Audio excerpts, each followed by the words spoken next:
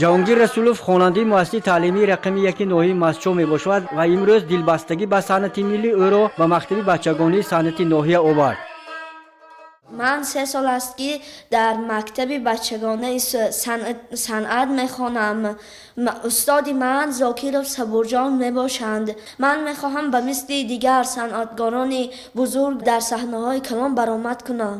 дар мактаби санъат беш аз 200 нафар хонандагон аз рӯи 14 ихтисос давоми 5 сол ҳунару санъату мусиқии миллиро меомӯзанд. дар мактаби бачагонии санъати ноҳияи Масчоҳ 2 шӯъба амал мекунад: шӯъбаи мусиқӣ ва шӯъбаи санъат.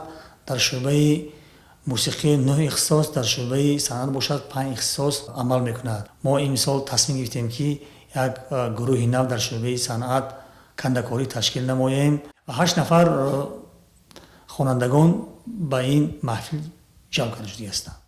омӯзиш вобаста ба ихтисос дар як ҳафта 2 соат ҷараён мегирад ва бо мақсади ҷалби ҳарчи бештари шавқмандону истеъдодҳо дар заминаҳои муассисаи таълимии 4 ҷамоати ноҳия филиал таъсис дода шудааст.